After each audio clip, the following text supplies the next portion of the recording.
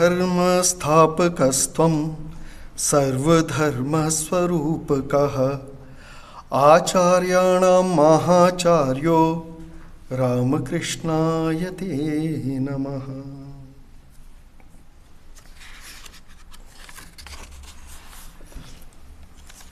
आज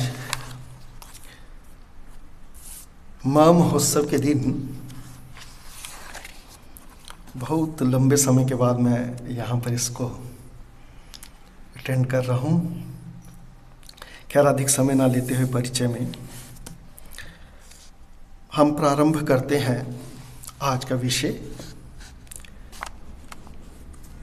श्री महेंद्र नाथ गुप्त मास्टर महाशय और श्री रामकृष्ण वचनामृत। मास्टर महाशय जी के साथ वचनामृत बिल्कुल जुड़ी है, एक रूप हो गई है मानो। ना ही हम मास्टर महाशय को बिना वचनामृत के सोच सकते हैं, ना ही वचनामृत को बिना मास्टर महाशय के। जैसा कि स्वामी जी ने स्वयं कहा है, अपने शब्दों में कहा कि ये सचमुच आश्चर्य है कि पहला नितांत मौलिक है।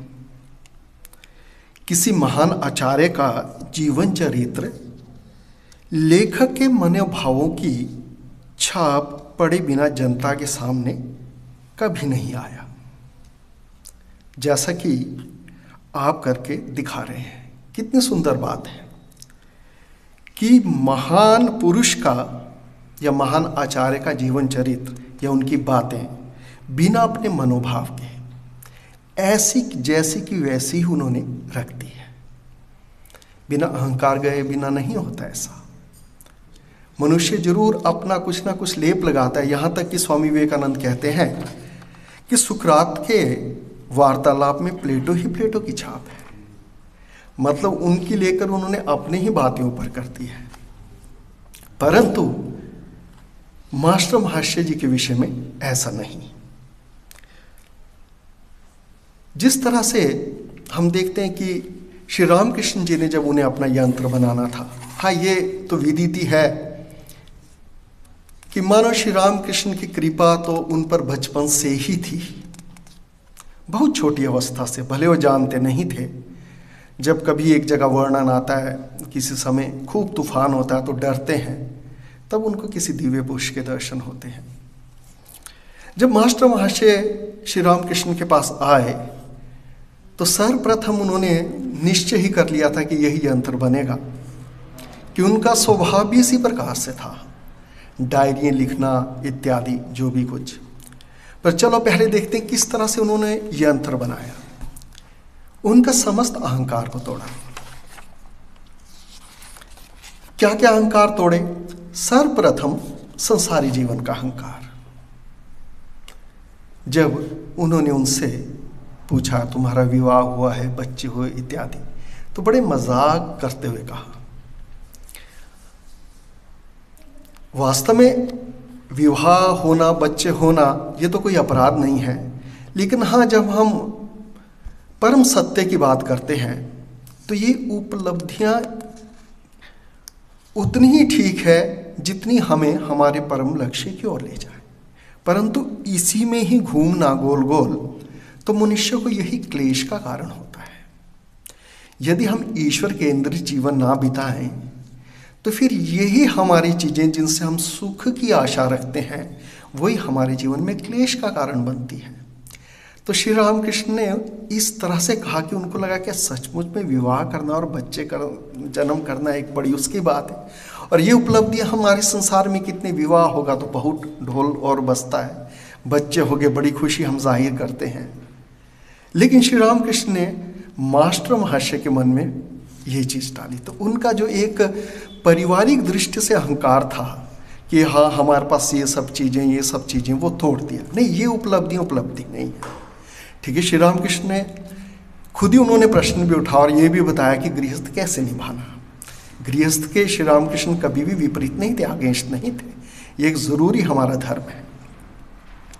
अब उसकी हम चर्चा नहीं करेंगे, उसकी चर्चा हम करते, केवल ये बताना प्रभाव। फिर उनकी धारणाओं का, आध्यात्मिक विषय की धारणाओं का,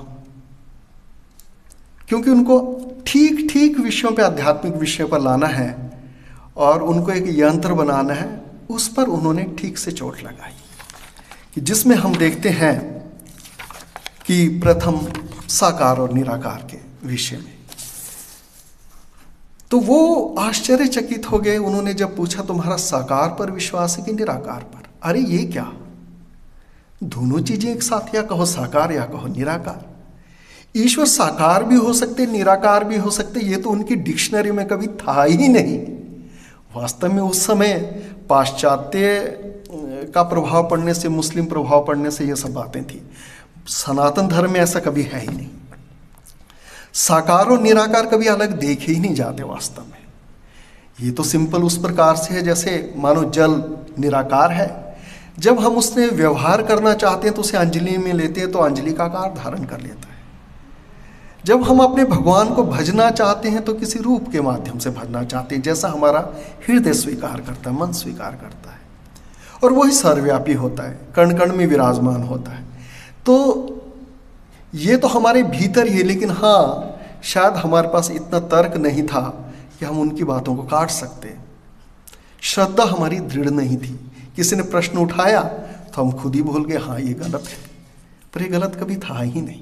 खैर चलो, फिर और प्रश्न उठाया, अच्छा तो मूर्ति, मिट्टी की मूर्ति में भगवान इत्यादि, और श्री रामकृष्ण ने ऐसा डाला, तुम कलकत्ते के लोग बस एक ही धुने लेक्चर देना, लेक्चर देना, अपने आप को कौन समझाए, ये तो मालूम नहीं। हम कहते बहुत कुछ ये पाश्चात्य जातियों का ही प्रभाव है, क्योंकि उनमें फिलॉसफी, दर्शन का अर्थ ही ये है, बस बेटर थिंकिंग। हाँ, थोड़े बड़े लोग एक तरह से थिंक करते, पर करना वरना कुछ नहीं। तो पहले खुद समझ लो कि अपने आप तो ज्ञान नहीं हुआ, दूसरों को तुम ज्ञान देते हैं। और एक दूसरी बात भी हुई थी ज्ञान अज्ञान के विषय में, जब उन्होंने पत्नी को से पूछा तुम्हारी पत्नी कैसी है, ज्ञानी की अज्ञानी, तो उन्होंने कहा ठीक है पर अज्ञानी है। अब उनका ज्ञान और अज्ञान का अर्थ क्या था मास्टर महाशय का, कि बस कि जिसने कुछ शब्द सीख लिया, अक्षर ज्ञान इत्यादि, है ना, जिसको स्वामी जी कहते हैं आजकल इंफॉर्मेशन, सूचना इकट्ठी कर दी, वो तो कभी ज्ञान होता ही नहीं। Which remain all the time in digestion in your stomach, कभी पचती नहीं हो, खाली सूचना है, सूचना है, लेकिन ज्ञान तो नहीं है। तो कहा तुम ज्ञानी हो। तो उस दिन उनको समझ आया कि ईश्वर को जानना ही ज्ञान है। हाँ, दूसरी और भी बातें साथ में होती है। ईश्वर को जानने के मार्ग को जानना भी हम ज्ञान के साधन या ज्ञान में भी ले लेते हैं, भगवत गीता में भी ऐसा वर्णन है। तो इस तरह से उनको, और मास्टर महाशय का स्वभाव भी ऐसा था, केवल ऐसा नहीं कह सकते कि श्री रामकृष्ण की जो उन्होंने शुरू में अहंकार तोड़ा, तो मानो उनका जीवन भी अहंकार टूटने के लिए तैयार ही था, इतना स्ट्रांग नहीं था कि पहली बार में आप बोला मास्टर ने कि मेरा पूरा अहंकार चले गया, अब अपनी बुद्धि लगाकर कुछ करना बिल्कुल भी नहीं रहा। श्री रामकृष्ण ने बाद में भी बोला, अरे इसमें बिल्कुल भी अहंकार नहीं है, उनके विषय में इसमें बिल्कुल भी अहंकार नहीं। मानो एक बस पॉइंट ही था, एक छोटी सी झिल्ली थी कि पहले ही उसमें हमारा अहंकार तो आज 25 साल हो गए ज्वाइन किया, अभी भी नहीं टूटता, पर मास्टर महाशय का अहंकार पहले आते ही श्री रामकृष्ण के पहली मुलाकात में और कुछ बातों में ही टूट जाता है। अब वो उनके हाथ के बिल्कुल शुद्ध यंत्र बन जाते हैं कि अपने मन का उस पर कोई प्रयोग नहीं होगा लिखते हुए कि अपने ढंग से समझना। अब ये इस तरह से उनको लिखने के लिए तैयार किया। और दूसरी चीज, अगर हम मास्टर महाशय के विषय में स्वतः ही कहें कि उनकी एक डायरी लिखने की तो आदत थी, पर किस प्रकार से लिखते थे। अब उन्होंने जो ये वचनामृत लिखा, इसमें तनिक भी ये बात नहीं थी कि ये किसी के लिए लिखना है। पहली बात तो ये, क्योंकि तब भी थोड़ा सा बनावटीपन आ सकता है कि हमने उसको प्रेजेंट करना है, चलो इसको जरा अच्छे से प्रेजेंट करो, मिर्च मसाला लगा के प्रेजेंट करो। उनकी तो ऐसी धारणा ही नहीं थी। उनका तो ये था कि प्रतिदिन जा नहीं सकते, और उनकी बातों का स्मरण किस तरह से किया जाए, तो वो कुछ नोट्स ले लेते थे और फिर कभी कभी घर में बैठकर ठीक बहुत ध्यान करते थे कि क्या वास्तविक शब्द का प्रयोग श्री रामकृष्ण ने किया। जब तक गहरे ध्यान से उनके मस्तिष्क पे वो नहीं उभरता तब तक वो उसको लिखते नहीं थे। ये मतलब बड़ी अद्भुत बात है। माने वचनामृत लिखने के साथ उनकी आध्यात्मिक ट्रेनिंग चलती चली गई साथ। श्री रामकृष्ण के वचनों का वैसा ध्यान करना, और ये संभव ही जब कोई ध्यान करेगा तो उनको आवाज भी वैसी अंतर के अंतर आएगी। आप कभी सुनो जरा अपने रिलेटिव की, किसी ने डांटा हो तो जब उसका चिंतन आता तो उसकी आवाज भी ऐसी मन के चिंतन में आ जाती है कि ऐसे तीखे ढंग से उसने डांटा या उसने प्रेम से बात की। तो ये बात आध्यात्मिक विषय में क्यों नहीं होती, पर यही बात जब ईश्वर के विषय में होती है, भगवान के विषय में होती है, तो हमारे को वो ईश्वर के निकट कर देता है, हमें शांति प्रदान करता है। अब जरा हम, ये तो था उनका कि दो चीज़ें की थोड़ा सा परिचय वचनामृत का, कि कैसे ये प्रारंभ हुआ और उनको लिखने के लिए तैयार हुआ।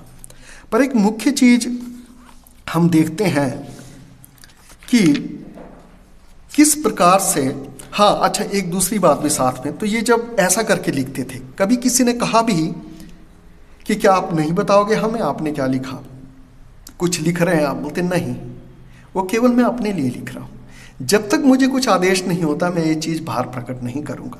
मतलब इतने ज़्यादा ढंग से, इसका मतलब कितनी प्योरिटी से ये निकला है शब्द, एक एक शब्द इसमें, कि ऐसी की ऐसी, जैसे स्वामी जी ने बोला कि बिल्कुल मौलिक भाषा, वैसे का वैसे।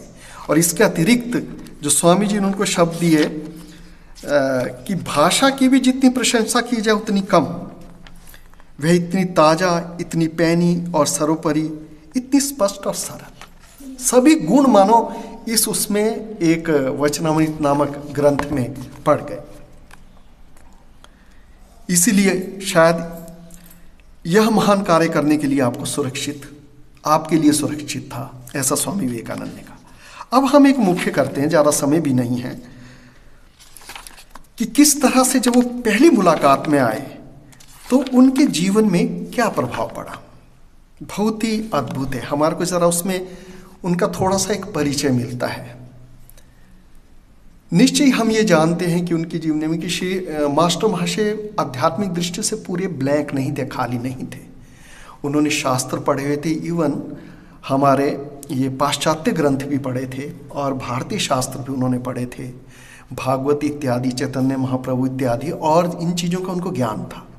पर एक ज्ञान बुद्धि से होता है, एक ज्ञान अनुभूति होती है, फर्क होता है उसमें। आपने सुना कि परीक्षित की 7 दिन के बाद मृत्यु होनी थी और कितनी शांति से भागवत सुनता है, भागवत सुन के शांत होते हैं। तो हम एक बुद्धि से थोड़ा सा सोच सकते हैं, परंतु जब मास्टर महाशय पहली बार श्री रामकृष्ण के सम्मुख आए तो देखिए कैसा उनका एक्सप्रेशन है, उसके भीतर क्या छुपा है। ध्यान से उसके 2-3 बातें हम देखेंगे। अब पहली मुलाकात होती है जब उनके कमरे में जाते हैं, और उससे पहले हम परिचय जान लें कि मास्टर महाशय की माता की मृत्यु के बाद वो घर की परिस्थिति को संभाल नहीं पा रहे थे और इतने तंग हो गए थे कि कभी लगता था उनको कि शरीर को त्याग दिया जाए तभी ठीक है, संसार में रहना अतिशय अशांत हो रहा है। तो अब ऐसी परिस्थिति में, जो भयानक अशांत परिस्थिति में थे, कहीं से उनको जरा भी शांति नहीं मिल रही थी, कहीं आशा की किरण नहीं मिल रही थी, और उनकी मानो डेस्टिनी ने या पहले से ये निर्णय था किसी तरह से श्री रामकृष्ण के, मतलब यही चीज, यही दुख। कभी कहते हैं कि हमारे को जीवन में कुछ सक्सेस मिलती है तो कभी हमारे को नीचे गिराने वाली होती है कि हम उसी में घूम जाते और अहंकार हमें पकड़ लेता है, और कभी कभी जीवन में दुख कष्ट आते हैं जो हमारे को एक आध्यात्मिक जीवन या किसी महापुरुष के संस्पर्श में ले आते हैं और हमारा जीवन बदल जाता है। तो इन चीज़ों को हम ऐसे नहीं कह सकते कि कौन सी चीज़ अच्छी कौन सी खराब। तभी स्वामी जी कर्मयोग में कहते हैं कि दुख और सुख दोनों ही हमें अनुभव देते हैं ईश्वर की ओर ले जाने के लिए। अब जैसे ही उनके सामने आए तो देखा कि उनके कमरे में बहुत हैं से लोग हैं और श्री रामकृष्ण ईश्वर विषय वार्तालाप कर रहे हैं, भगवान के विषय में चर्चा कर रहे हैं। तो क्या उन्होंने पहला उसमें अपने इसमें वचनामृत में उसका उल्लेख किया मानो साक्षात शुकदेव भगवत प्रसंग कर रहे हैं। अब देखिए यहाँ पर मानो साक्षात शुकदेव, शुकदेव कहाँ भगवत प्रसंग कर रहे हैं? भागवत में परीक्षित के लिए। और परीक्षित की स्थिति क्या है? 7 दिन में मरने वाला है। और मास्टर महर्षि को यहाँ क्यों स्मरण हुआ और उन 7 दिनों में शांत है? उनकी स्थिति ऐसी है कि वो मरने के लिए तैयार है। शायद उसी में उनको अब शांति दिख रही है। अब स्थिति तो ऐसी हुई कि अब यहां पर उनको अनुभव होने लगा कि वास्तव में महापुरुष के पास बैठने से कैसा होगा। शायद उनको यहां यह भी अनुभव हो गया कि शुकदेव के पास बैठ के परीक्षित को कैसे शांति मिली, क्योंकि यहां उनका सारा का सारा जो भी पास्ट लाइफ का ये दूषण था ना, जो अंदर उनको हिला के रख रहा था, वो सारा का सारा साफ हो जाता है श्री रामकृष्ण के पास आकर। वो पहले अपने आप को मारने चले थे, परंतु यहाँ उन्होंने अपने आप को सही जानने का मार्ग प्राप्त कर लिया कि मैं वास्तव में क्या हूँ, क्या मेरे जीवन का लक्ष्य है, क्या मुझे करना है, जीवन किस लिए है, क्या करना। और पहले प्रश्नों के उत्तर में भी हम देखते हैं उन्होंने बड़े ही बेसिक प्रश्न किए, एक अच्छे जिज्ञासु के रूप में। ऐसा नहीं कह सकते कि एक सामान्य प्रश्न भगवान क्या होता है, उस प्रकार से नहीं। पहले इसको थोड़ा सा देख ले, इस प्रसंग को, फिर ज्यादा समय नहीं रहा, उतने में समाप्त करेंगे। मानो सभी तीर्थों का समागम हुआ है। तीर्थ तारयति इति तीर्थ, जो हमारे को तारता है। और जहां तीर्थ का समागम होता है वह तीर्थों के अधिष्ठित देवताओं का समागम होता है। भले ही हम बाहर से उसको पहचान नहीं सकते, लेकिन मन की शांति उसका आभास हमें प्रदान करता है। इसलिए तीर्थों में जाकर, मंदिर में जाकर, ये भी सभी जगह तीर्थ ही होते हैं जहाँ से हमारे को तारता है, हमारे को अपनी स्टेज से ऊपर उठाता है, किसी तरह से ईश्वर के निकट या हमारे अपने वास्तविक मैं के निकट। अभी हमारा मैं बहुत तरह से बाहर की उपाधियों से घिरा रहता है, कई प्रकार से, लेकिन उसके निकट लाने में सहायक होता है।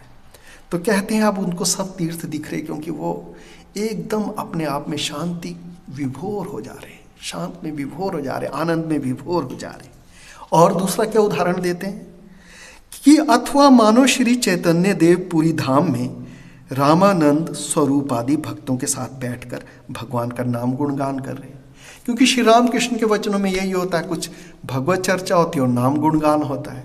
तो जब नाम गुणगान का प्रसंग चला होगा वहां पर, तो उनको चैतन्य महाप्रभु का हम सुनते थे, सब आनंद में लौटते थे उस समय। पर आनंद में लौटना क्या होता है, आज उनको पता चला कि कैसा नाम गुणगान से आनंद आता है। जब श्री रामकृष्ण गाते थे तो कैसा अद्भुत दिव्य आनंद हृदय में आता था।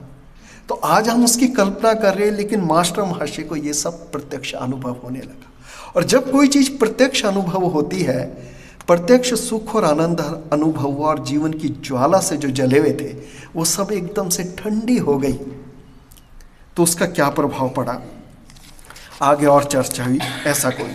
तो जब उनके प्रश्न उठे, जब वो सब तरह से उनका अहंकार चला गया और आध्यात्मिक जीवन के लिए और या आध्यात्मिक कार्य के लिए वो तैयार हो गए, तो सबसे पहला प्रश्न क्या पूछते हैं। हम प्रश्नों पर चर्चा नहीं करेंगे, केवल मैं मास्टर महाशय के मन की स्थिति बताने की कि श्री रामकृष्ण के संपर्क में आके, उनके वचनामृत के संपर्क में आके किस तरह से हुई।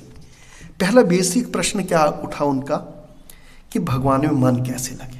ये एक साधक का ही प्रश्न हो सकता है, क्योंकि भगवान में मन लगना इतना आसान नहीं है कि जैसा हमारे को फिल्म देखने में, इंटरनेट देखने में इत्यादि में मन लगता है, समय का पता नहीं लगता, वैसा मन भगवान में कैसे लगे। तो श्री रामकृष्ण इनका उत्तर देते हैं। उस उत्तर की चर्चा हम नहीं करेंगे, पर प्रश्न देखिए, क्योंकि इनके प्रश्नों में इनके चरित्र विशेष रूप से छिपा है, और इन्हीं प्रश्नों के उत्तर में हमारी जीवन की सारी समस्याओं का भी छुपा है। शुरू के वैसे तो आगे चलता ही रहता है, पर प्राथमिक जो उनके उपदेश हुए, उनकी मुलाकातें हुई। दूसरा प्रश्न बिल्कुल व्यवहारिक, संसार में अब कैसे रहा जाए। ये तो समझ आ गया कि संसार शुरू में जब उन्होंने कर दिया कि विवाह और बच्चे सब कुछ नहीं, कुछ और है, पर उनको छोड़ा भी तो नहीं जा सकता, कैसे रहा जाए। तो श्री रामकृष्ण का उनको उत्तर मिलता है, और निश्चय वो इस प्रकार के होते हैं। फिर तीसरा प्रश्न हुआ, अच्छा क्या ईश्वर को देखा जा सकता है? ठीक है, श्री रामकृष्ण बोलते जरूर देखा जा सकता है, पर क्या अवस्था हमारी होती जिस अवस्था में देखा जाए? देखिए कितने बड़े साधक के ये प्रश्न उठ रहे हैं,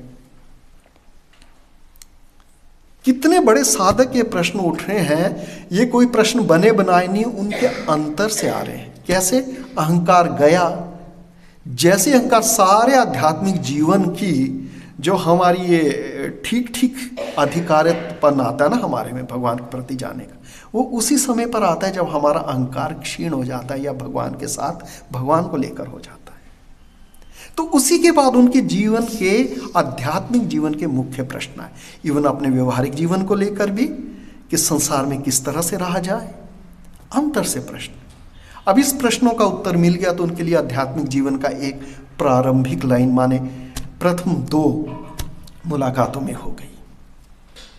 अब उनके जीवन पर क्या प्रभाव पड़ा संक्षेप में बताते हैं कि जैसे उनका प्रभाव पहले निराकार की ओर था, उनको निराकार पसंद था, प्रारंभ में हुआ था। तो उन्होंने श्री रामकृष्ण का कोई बात नहीं, ऐसा करने से भी हो जाएगा, पर ऐसा ना समझना साकार गलत है। कुछ समय के बाद वचनामृत में पूछते, अच्छा अभी तुम्हारा किस तरफ जाता है मन? तो बोलते अभी भी मन तो निराकार की तरफ जाता है, पर देखता हूं होता हाता कुछ नहीं। क्योंकि हम अगर व्यवहारिक रूप में देखें, जितने भी निराकारवादी हैं वो केवल बोलने की होते, एक मत को पकड़ कर रहते हैं। और इधर तो एक ने खूब उसका एनालिसिस भी किया था कि दुनिया में जितने भी जो केवल निराकार को मानते हैं, हमारा सनातन धर्म में तो निराकार साकार सब है, उसमें कोई भेद ही नहीं है, पर जो साकार की निंदा कर कर निराकार को मानने वाले, ऐसा हमारे को कहना पड़ेगा, वो लोग दुनिया में सबसे ज्यादा धर्म के नाम पर अत्याचार करते हैं। तो देख लो कि उनमें धर्म तो नाम मात्र का होता है नहीं, क्योंकि उस तरह उनकी स्थिति होती नहीं, केवल एक मत को पकड़कर अहंकार को लेकर वो रहते हैं। तो बोला लेकिन आप सोचता हूं कि बिना साकार करे कुछ होगा नहीं। तो श्री रामकृष्ण फिर पूछते, अच्छा माँ पर ध्यान किया जा सकता? अपनी माँ पर? बोलते हाँ बिल्कुल किया जा सकता, माँ तो गुरु के समान, उन पर ध्यान किया जा सकता। तो यहाँ से उनका शुरू होता है। और निराकार ध्यान के विषय में पूछते तो श्री रामकृष्ण पहले तो बोलते कैसे बताऊं, फिर किसी तरह से 2 तरह से समझाते हैं कि जैसे पक्षी मानो आनंद से आसमान में चल रहा है, ये वो ऊपर उड़ रहा है, या मछली जैसे आनंद से आनंद सागर में, इस प्रकार से हम ध्यान करते मानो हम सच्चिदानंद सागर में आनंद से तैर रहे हैं, या ऊपर आकाश में आनंद से सच्चिदानंद आकाश में उड़ रहे। इस तरह से श्री रामकृष्ण निराकार ध्यान के विषय में बताते। खैर, लेकिन इससे पता चलता है कि वो बाद में साकार ध्यान करने लगे। और जब हम देखते हैं एक परमहंस योगानंद जी की स्मृतियों में, तो हम पाते मास्टर महाशय तो साक्षात काली से बात कर रहे हैं, उसमें इसका वर्णन आता है। अब व्यवहारिक जीवन में इनका जो प्रभाव पड़ा कि शुरू में एक प्रसंग आता है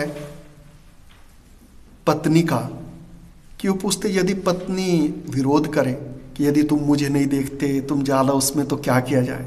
तो श्री रामकृष्ण पहले तो कठोर उत्तर देते हैं, हाँ, कि ऐसी पत्नी का परित्याग करना चाहिए जो ईश्वर के मार्ग में बाधा डालती हैं। पर बाद में कहते हैं, बड़े धीरे धीरे कहते हैं उनको, जब वो बड़ी वो उसमें मतलब परेशान हो गई, क्योंकि ये चीज़ तो निकलती नहीं ना एकदम से। तो बोले नहीं, यदि सच्ची भक्ति हो, सच्चा प्रेम हो, तो सब उसके वश में आ जाते हैं। राजा भी वश में आ जाता है, पत्नी बच्चे कुछ भी सब वश में आ जाते हैं। तो उनके मन को बड़ी भारी शांति मिलती है और उन्हें मार्ग में मिल जाता है कि नहीं, जितना भगवान को पकड़ेंगे सारा काम ठीक हो जाएगा। पुत्र के विषय में एक बार उन्होंने कहा मेरा पुत्र, श्री रामकृष्ण ने कहा तुम्हारा पुत्र नहीं, भगवान का पुत्र, तुम्हें केवल इसकी सेवा के लिए भगवान ने दिया, अब तुम भगवान का काम करो इसकी सेवा करके। बाद में पुत्र की मृत्यु होती है और हम देखते हैं कि उनकी पत्नी तो प्राय पागल सी हो जाती है, निकुंज देवी जी, किंतु इनके जीवन पर ऐसा प्रभाव नहीं पड़ता। पुत्र की, छोटे पुत्र की मृत्यु के बाद कितना कठिन होता है ये।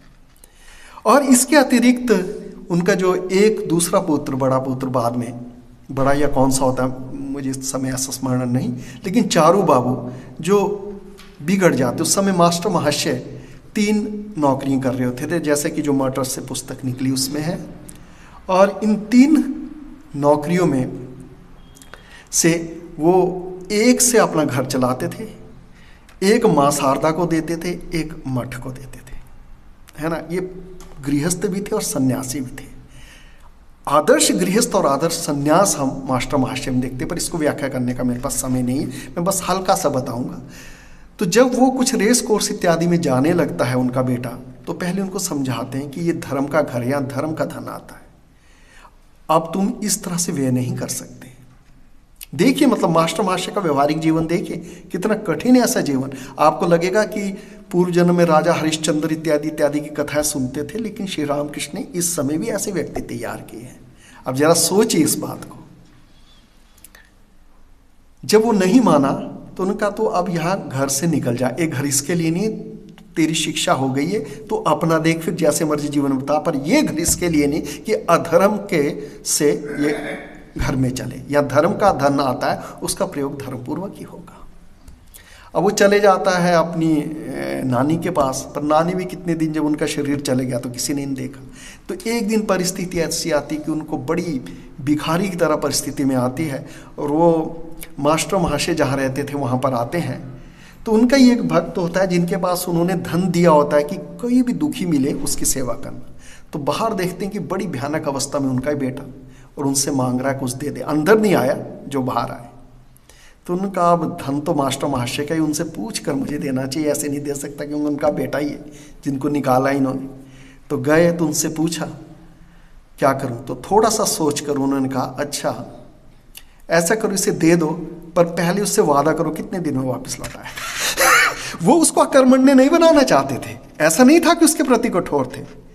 जब तक वो अपने पांव पर खड़ा होना नहीं सीखेगा ये जीवन कैसे चलेगा, ये जीवन तो बिल्कुल व्यर्थ हो जाएगा, किसी का भी नहीं हो जाएगा। तो इस तरह से जैसे कि अब बातें तो होती है, अब मैं आगे नहीं करूंगा। पीछे हम एक चर्चा कर रहे थे चित्रकेतु के जन्म की, उसमें पुत्र के विषय में कुछ आता है, भागवत में आता है। तो उसमें यही आता है, यदि आप अपने पुत्रों को संस्कार नहीं दोगे तो आपका पुत्र शत्रु पुत्र ही पैदा होगा या ऋण पुत्र ही पैदा होगा। ये प्रत्येक गृहस्थ का एक कैसे संस्कार देना। खैर, अब इस तरह से हम उपसंहार करते हैं कि मास्टर महाशय का जीवन किस तरह से श्री रामकृष्ण वचनों से पूर्ण एक हो चुका था, कि उनके सिवाय उनके पास दूसरा कुछ नहीं था। वो ऐसा कहते थे कि मैं एक मानो समुद्र के पास हूँ, वास्तव में अमृत समुद्र के पास, और जो भी मेरे पास आता है मैं बस उनके घड़ों से भर कर रखता हूँ और उनको थोड़ा सा ये पिला देता हूँ। और बाद में जब लिखने की भी बात आई तो ये लिखना नहीं चाहते थे, लेकिन माँ शारदा ने बताया, माँ शारदा से इनको अभय प्राप्त हुआ। बोलते तू इसको प्रकाशित कर, इसके बिना लोगों में जागृति नहीं होगी। तो ये एक ग्रंथ और मास्टर महाशय का था जो संक्षेप में कहा। थोड़ा सा टाइम ज़्यादा ही हो गया, पर लेकिन अभी ये मुझको ही करना है, ये 10 मिनट में समाप्त हो जाएगा जो अभी हम अष्टोत्तर नाम अर्चना करते हैं। यहीं पर मैं अपनी वाणी को विराम देता हूँ। ओम शांति शांति शांति।